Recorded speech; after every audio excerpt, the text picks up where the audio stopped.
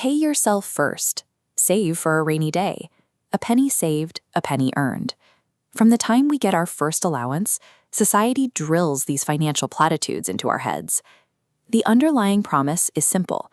If you put your head down, avoid taking risks, and quietly squirrel away parts of your paycheck over a lifetime, you will eventually become rich. But in August 1929, investor John J. Raskob gave a jarring counterargument. He said, "No one can become rich merely by saving." And Raskob knew a thing or two about massive wealth. He was the developer who built the Empire State Building. His logic was ruthlessly practical. He argued that the math of mere saving is flawed, because for a normal person, there isn't enough money around to actually save your way to riches.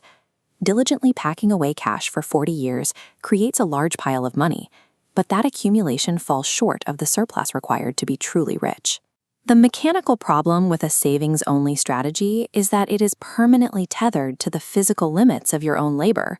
Your finite earnings act as a mathematical ceiling. Income is a hard cap pressing down, strictly confining your savings. No matter how hard you work, pushing that income ceiling higher through physical labor alone is incredibly difficult. This is a century-old problem. The masses crowding the streets in the 1920s were operating within that exact same labor-bound system.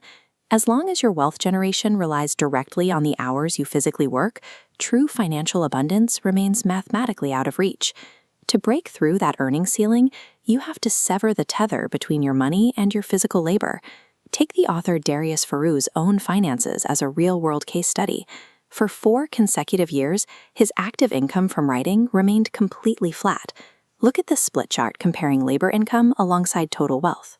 Despite earnings staying exactly the same, net worth doubled in just 2 years. The driver behind this massive gap between flat income and spiking net worth is capital gains. When you buy assets like stocks or real estate, those portfolios act as an independent financial engine, generating value on their own. Unlike your physical labor, these investments never sleep. They operate 24 hours a day, 7 days a week, compounding and growing right alongside you. Capital gains provide the specific mathematical engine required to outpace the strict limitations of personal earnings. Being rich is defined by having significantly more money than you actually need.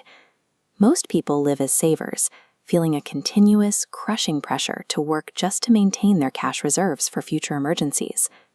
When capital gains begin to outpace labor income, that immediate pressure to work for survival vanishes.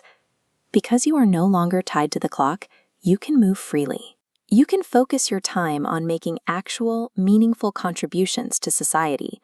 To reach that level of financial freedom, you must abandon the reliance on linear savings and actively shift your identity from a saver to an investor.